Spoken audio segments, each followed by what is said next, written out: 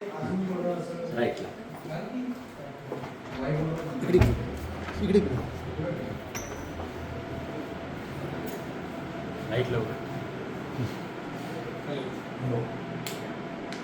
मी महिला आयोगातर्फे आलेलो आहे.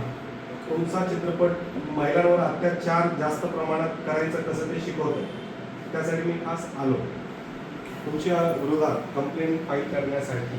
तुमच्या पिक्चरमध्ये काय आहे, महिलांना मारा तोडा हा कौटुंबिक हिंसाचार झालेला, तर काय करायचं तुम्ही सांगा. त्यासाठी आम्ही शूट करायला आलो.